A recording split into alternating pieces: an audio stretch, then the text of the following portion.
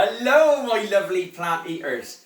Now, I have got something for you on this video. This is your showstopper. This is Jamie's, Mr. Davis's, Wellington. It's going to be something that you're going to put on top, on the plate, on the middle of the table, and everyone's going to go, wow. Okay, so here is how to make a proper Gurklash Wellington for your roast dinner. Chop up an onion. I've got an onion sizzling away there. 2 cloves of garlic. So 1 onion, 2 cloves of garlic. Get it all sizzling there. Proper Gurklash. I can smell it already. Oh, beautiful it is. In here, what I've done is I've taken 1 carrot and 1 parsnip and I've grated them up. I haven't peeled them though, my lovelies, because a lot of the goodness is in the skin of the vegetables.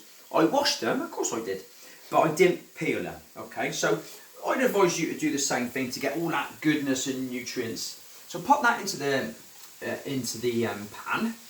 I'm cooking this over a medium heat, okay? And you'll see where this is going in a minute, because this is what we're doing here.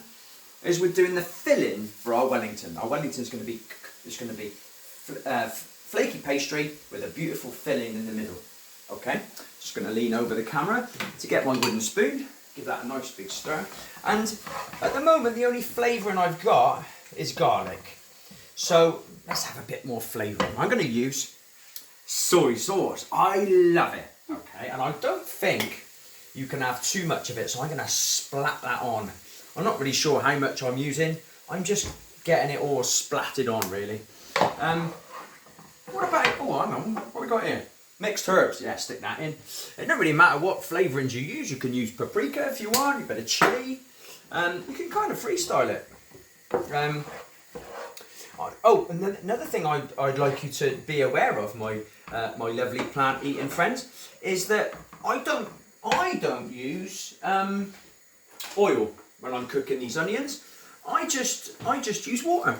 I know you go, what? Water? I know, but it's much better for you. And there's no need, because the water will make sure that it's not sticking. So as you can see here, get a load of that, would you? We've got a beautiful mixture going on here. Now to that, what I'm going to do is add a little bit of consistency. So here I've got 100 grams of chopped nuts.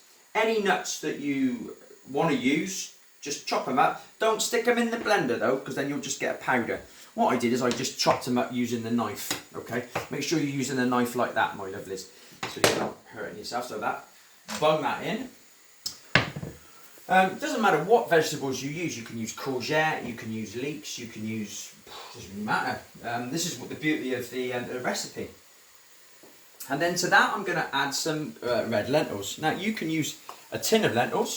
If you're using a tin of lentils, probably the easiest, to be honest. Just bung those in as well. And then mix that up. And if we can get a close-up of how that's looking, you'll kind of understand where this is going now.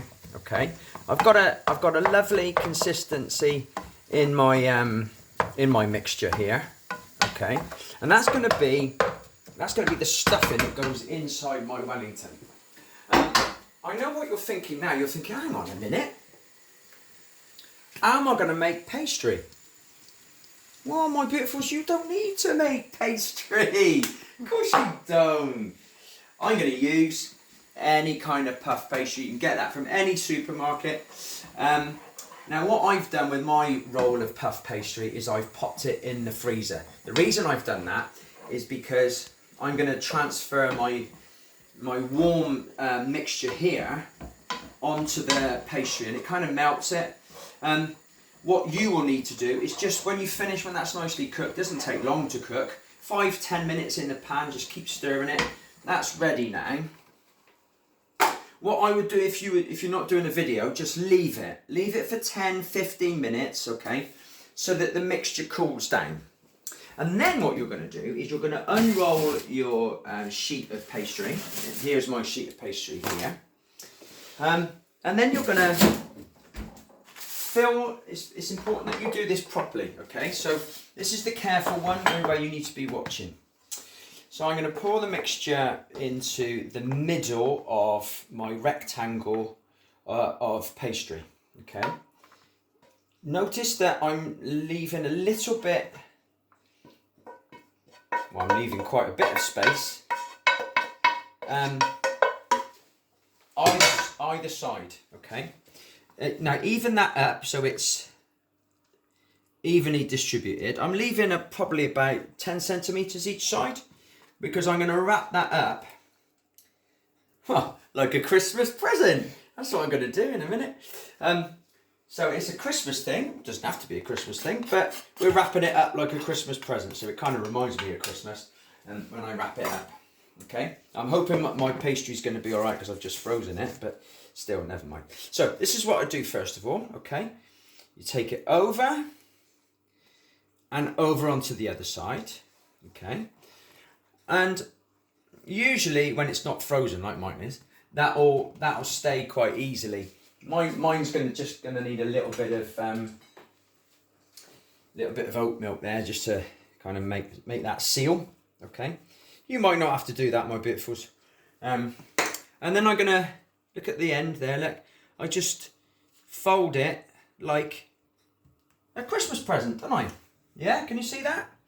I'm gonna paint it again because I'm not sure that's gonna stay because it's been frozen. You won't have this problem, my beautifuls, because you're going to take it straight from the fridge, so you're unlikely to have that problem. Okay, I folded it up that way as well, so it's pretty much sealed. I mean, yours is going to be a lot better than that because it'll be room temperature. Now here's the tricky bit. What you're going to need now is a baking tray, and put some parchment on that. Okay, what I'm going to do now is I'm going to put that on top of my Wellington, and I'm going to flip it over,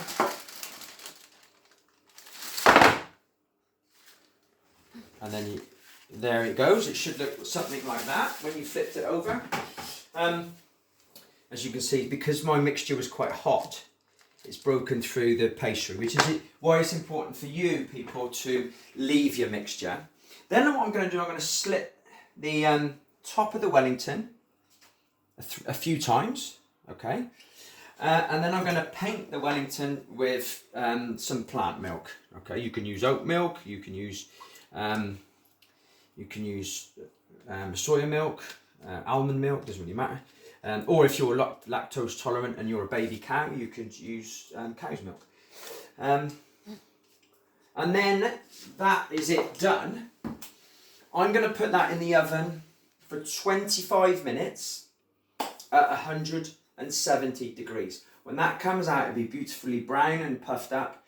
A beautiful centerpiece for your roast dinner.